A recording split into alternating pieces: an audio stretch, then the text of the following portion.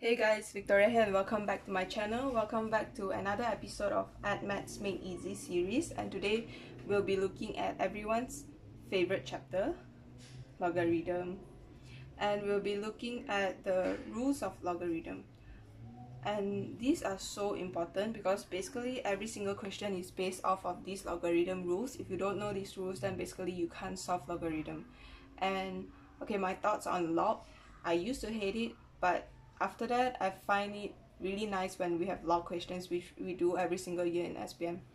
But those are just easy to solve questions, like when my maths teacher told me that log is easy, I honestly didn't believe him, but when I understood it, it's definitely easier than some of the questions that can come up with a lot of k-but. Usually log questions are the questions that you can answer if you know how to, and hopefully I can make you guys understand log with my next few videos. My next few videos will all be on logarithm only. And yeah, if you're not subscribed yet, do so down below so that you can get those log videos. And now we'll take a look at the first logarithm rule, which is log am plus log. I'm sorry for terrible handwriting, by the way. It's so hard to write on whiteboard. I'm not used to it.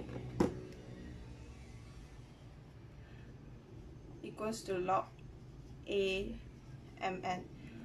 So what essentially was addition changed to multiplication when you combine two log together.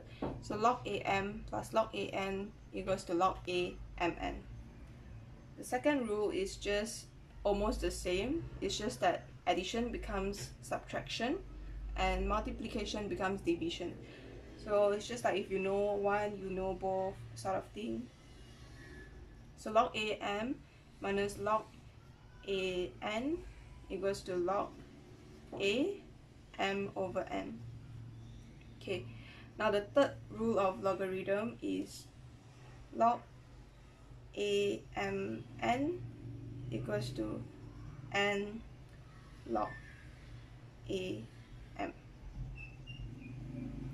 So basically, if there's something here, you can actually bring it to the front, and when you bring it to the front, it's easier to solve these questions. So yeah, you can bring this n to the front and put the n here, and that's how you get this. And then the fourth rule of logarithm is that log a1 equals to 0 and log a equals to 1. Basically this cancels itself out. So let's say if you have log 3 you get 1. If you have like log 13 you get 1 as well. And log a1 equals to 0 simply means that if you have log 4 1 you get 0. Like no matter log what, as long as it's 1, you'll end up with 0.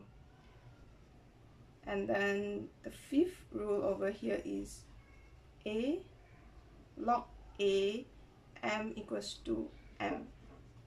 Okay, and this is similar to the previous one. If you can see, these two are like interconnected and pretty similar, which means that when it is repeated, it's actually cancelled out. So log a equals to 1. Similarly, when you have a log a, it is also equals to 1, which is why the m is brought down and the answer is simply m. And number 6, the final one, is log am equals to log bm and over to log ba.